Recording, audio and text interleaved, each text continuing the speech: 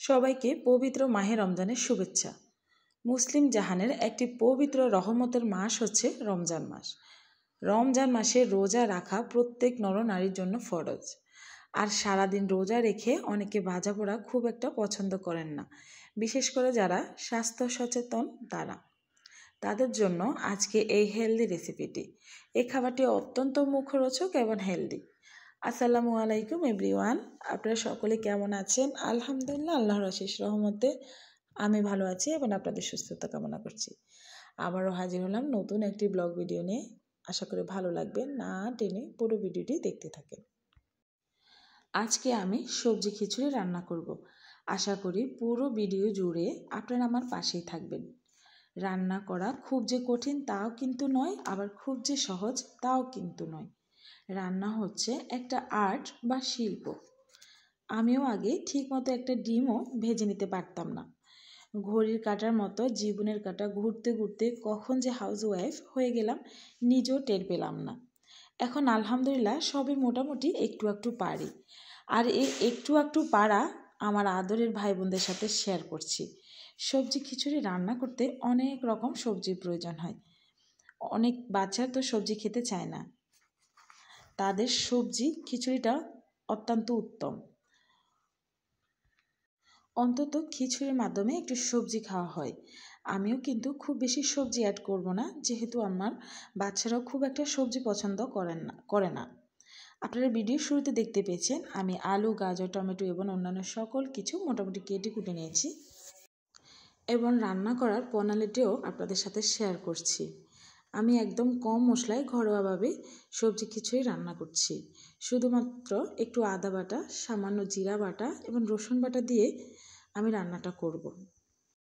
আমি কিছুক্ষণ চালগুলো তেল ও মশলার সাথে ভেজে নিব।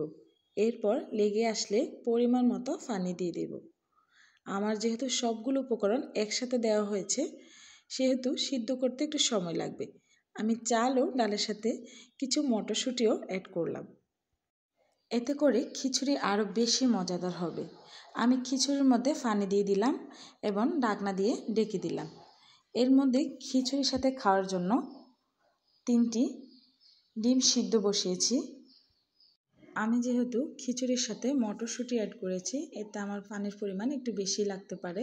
যেহেতু মটরশুঁটি সিদ্ধ হতে খুব সময় লাগতে পারে, সেজন্য আমি ঢাকনা দিয়ে ঢেকে দিয়ে তারপর একদম হাই হিটে আগুন বাড়িয়ে দেওয়ার পর বলক আসার জন্য অপেক্ষা করছি। ভালো করে বলক আসার পর আমি বারবার নেড়ে ছেড়ে দেবো। রান্নাগুলো যেহেতু এখন লেগে যাওয়ার সম্ভাবনা খুব বেশি, বারবার নেড়ে ছেড়ে দেব যেন নিচে লেগে না যায়, যেন পাতিলের তলায় লেগে না যায়। পাতিলের তলায় লেগে গেলে রান্নার টেক্সচার ভালো আসে না, এতে পুড়ে যাওয়ার সম্ভাবনা থাকে। আপনারা আপনাদের প্রয়োজন মতো মশলা এবং সবজি অ্যাড করতে পারেন এই সবজি খিচুড়ির সঙ্গে। এটা অত্যন্ত মজার একটি খাবার এবং হেলদি একটা খাবার, যা আপনার স্বাস্থ্য